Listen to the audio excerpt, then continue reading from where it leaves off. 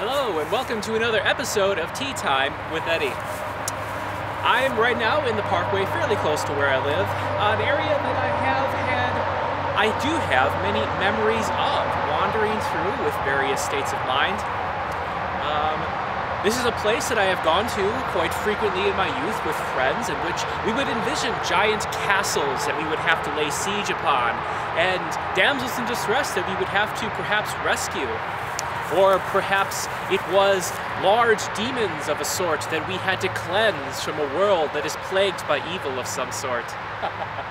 More recently, in my latter years, I suppose you could say, I have found myself coming to this place to practice various forms of yoga. One of the most outwardly notable forms of yoga would be sort of somewhat the conducive motions that one does go through when practicing Kung Fu. And it has been good. Actually, I did do a little bit of Kung Fu before I even started this entry. Just the beginning of a particular form that I learned many years ago, and I fortunately still remember due to the preciousness of the human intelligence. Yeah. And it's interesting though, I didn't, I could have done the complete form, which would have been just fine to do, but also I kind of understood the nature of how I wish to use my energy. And that's kind of what you want to do when when taking advantage of the feeling of the accumulation of experiences that you have gathered within your lifetime. It's a natural tendency to attach oneself to the feeling of experiencing something for the first time. The sensation of experiencing something for the first time often is attributed to a very high sense of bliss, because it's, well, frankly speaking, because it just feels like it's never been experienced before. And so what happens is it gives you a sensation of like knocking yourself out of the ordinary. It gives you a temporary reprieve from the boredom of routine and things of that nature. And it gives you a reprieve from the feeling that things are truly permanent, which gives this sense of weighing down. And the feeling of experiencing things for the first time is thus a way to sort of temporarily alleviate that sensation. Oftentimes, though, what occurs is an attachment to this feeling, and what occurs as well is people making choices to try and repeat that feeling of experiencing things for the first time, oftentimes, ironically, by choosing to do activities that once produced a very pleasurable sensation because of their newness, but now sort of become somewhat more monotonous, but you make an effort to try to recreate that feeling of newness while doing these activities, which, is somewhat counterproductive. Now, the reality is, though, there is this constant sense of newness. You can even apprehend this on a physical level at the most subtlest levels of matter, in the sense in which at the subatomic level there is constant change occurring. But you can even get into more grosser levels as well, like on a cellular level, for instance. Every 7 years, all the cells in your body have replaced themselves. So in essence, the body I had 7 years ago is not the same body that I have now, although there is a feeling like it is the same, which is interesting. What this does mean, though, at the same time, is that on a level of a mental level, of the level of consciousness, there is also this freshness occurring. And if you really do investigate reality with an open mind, using using all the faculties you have of contemplation and logic, you can conclude that every single moment carries with it a unique set of circumstances. And you can also conclude that if you don't necessarily kind of understand this, and it feels like it is the same thing being repeated over and over again, you can attribute that to the fact that your perception has not developed enough to the point where you can kind of see the reality of the freshness, the newness of the experience. And if you do have faith in the fact that there is this freshness, this newness of experience, even though you might not be able to apprehend it at the moment, that is, I think, a faith that would be well placed. And it would also be a reasoned faith as well, too. And it should be attributed to sensations of actually sort of experiencing that freshness in order to kind of add evidence to the reality. And so, with that being said,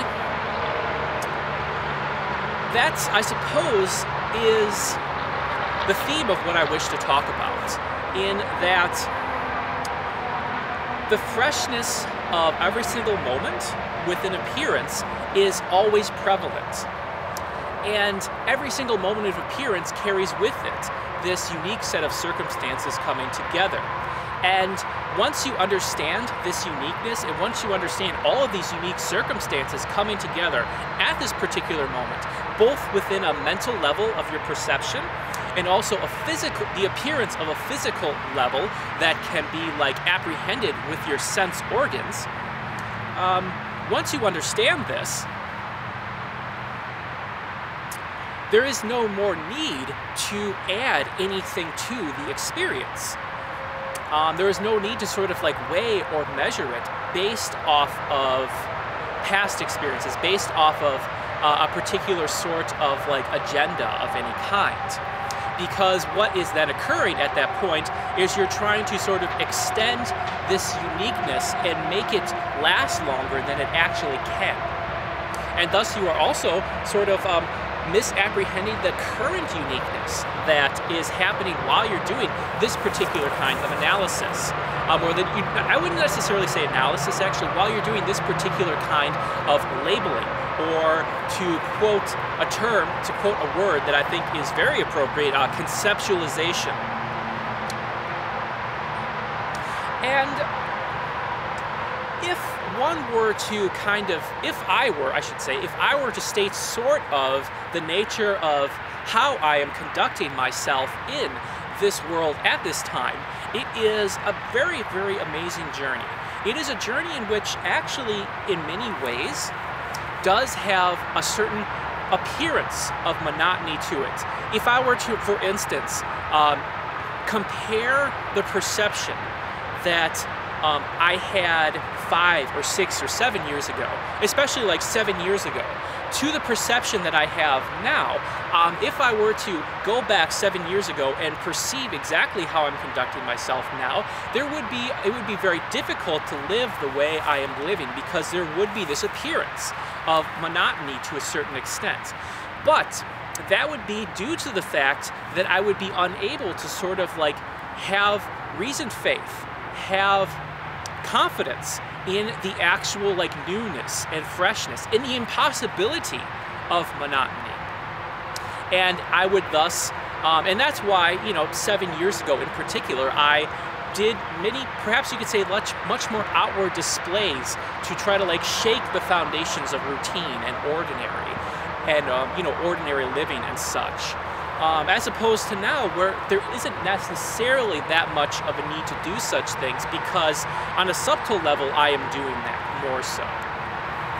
And this appearance of the ordinary, monotony and such, is actually a sign of progress if you are able to maintain the confidence in knowing that at any particular point of investigation, if things actually are truly monotonous, if things are actually truly ordinary, if at any point you truly investigate that, you understand that they really are not. And thus you can kind of like relax the investigation in that area because you have reasoned faith and confidence that they are not. Then you can proceed working on things on more of a subtle level. And I find myself, working on my mental states a lot more now. Working on my overall sense of mindfulness of the environment around me and my interpretation of that environment within my mind, and checking that using logic and reasoning, using the skills that I've developed through past experiences and stuff. I find myself doing that a lot more now, and having less of a need to try and stand out and stand out in an ordinary way.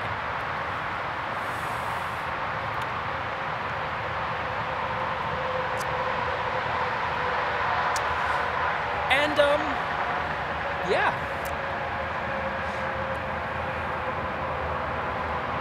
So, I will conclude with this basic sort of message that it is actually, monotony is actually impossible. There is actually an impossibility of monotony if you truly do investigate. And if you truly, if you truly seek to not avoid the sensation of monotony by implementing certain measures of actions to recreate sensations in which you felt the lack of monotony, in which you felt that bliss of experiencing things for the first time. If you let go of the need to use your energy to try to experience things for the first time, and as a method to try to push away boredom, to push away monotony, or push away destructive emotions of sorts, particularly the sensation of pain and things of that nature.